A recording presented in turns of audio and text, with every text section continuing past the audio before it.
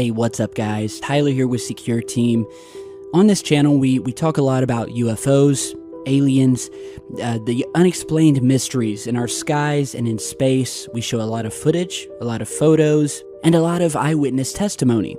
And based on that evidence alone, I think we've been able to build a very strong case over the years that yes, indeed, there are unknown things in our skies, unidentified craft, if you will. We know that, likewise, there's also been much mysterious activity happening in space. But due to this subject, and the fact that these craft and this phenomenon is so elusive, and it is so hard to peg down, today I'd like to feature some documents that come straight from the horse's mouth and that provide proof that this phenomenon is not only real, but that it has been ongoing, that there has been a cover-up of said phenomenon, and finally, that it doesn't show any signs of stopping anytime soon. So without further ado, today we will discuss 5 government documents that prove the alien phenomenon exists.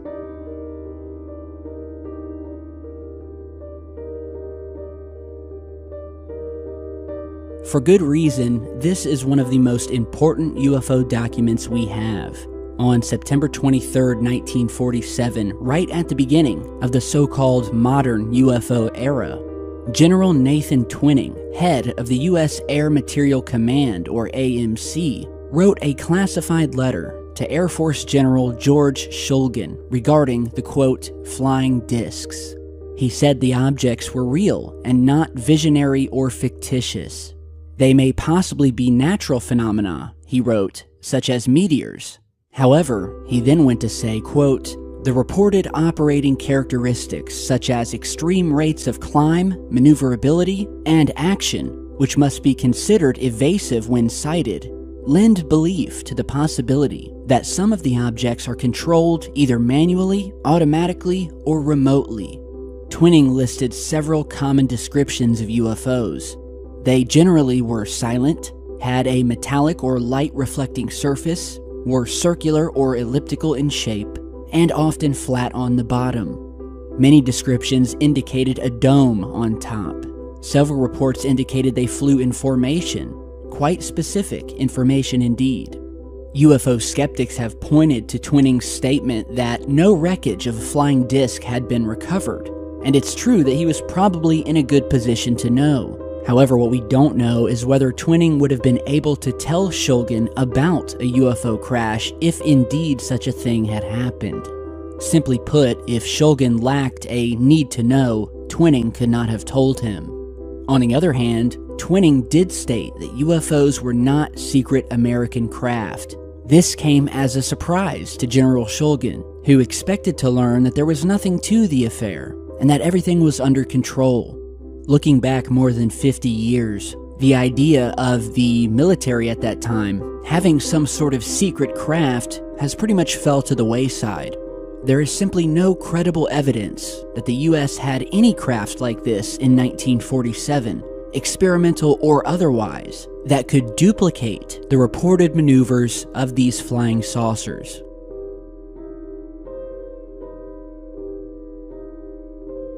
This 3-page document is just as extraordinary and mysterious as the Twining memo, where on January 31st, 1949, the FBI issued a memo on UFOs entitled Protection of Vital Installations. The classified document was sent to Director J. Edgar Hoover, along with the Army's G2, the Office of Naval Intelligence, and the Air Force Office of Special Investigations. It mentions a meeting among these groups concerning UFOs, with a key statement of the document reading, quote, Army intelligence has recently said that, quote, the matter of unidentified craft or unidentified aerial phenomena, otherwise known as flying discs, flying saucers, and balls of fire, is considered top secret by intelligence officers both the Army and the Air Force. Now mind you guys, this was just a year and a half into the modern area of UFOs, where for quite some time the government had been telling the public that this phenomenon was nothing more than a combination of hoaxes, hallucinations, conventional aircraft, and misidentifications. So why then was this subject considered top secret? The answer is contained in the memo itself, where in it discusses a near collision by a commercial airliner with a large, quote, rocket-type craft that had windows on it, no less, and that was traveling at an estimated speed of some 2,700 miles per hour. More serious, the memo explains, were invasions of sensitive airspace by unknown objects in the vicinity of the Atomic Energy Commission's installation at Los Alamos, where on multiple occasions, the witnesses of these unexplained phenomena were special agents of the Office of Special Investigation, airline pilots, military pilots, and Los Alamos security inspectors. The memo goes on to explain that, quote, recent observations have indicated that the unidentified phenomena travel at a rate of speed estimated at a minimum of 3 miles per second and a maximum of 12 miles per second, or a mean calculated speed of 7.5 miles per second or 27,000 miles per hour. The memo then refers to, quote, scientific reasons why the objects could not have been meteorites.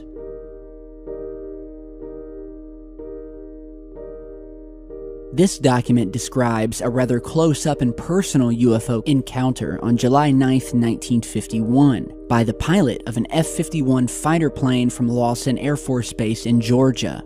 The pilot, a combat veteran from World War II, provided quite a bit of detail which was recorded in the report. The object was described as flat on top and bottom and appearing from the front view to have rounded edges and slightly beveled. The object was completely round and spinning in a clockwise direction. No vapor trails or exhaust or visible system of propulsion. Described as traveling at a tremendous speed. Pilot states object was 300 to 400 feet from the plane and appeared to be 10 to 15 feet in diameter. Pilot states he felt a disturbance in the air described as a bump when the object passed under the plane. Pilot is considered by associates to be highly reliable, of mature judgment, and a credible observer.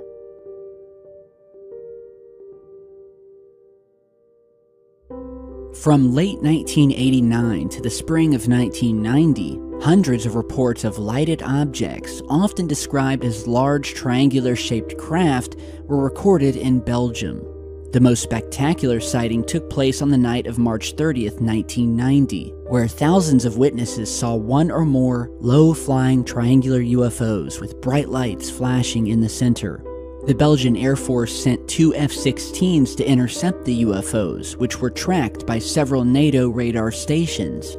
The pilots also tracked the objects on radar, but the F-16s, among the top jet interceptors in the world, were thoroughly outclassed by the triangular objects, not only being able to accelerate at incredible speeds, but also having the ability to change altitude almost instantly.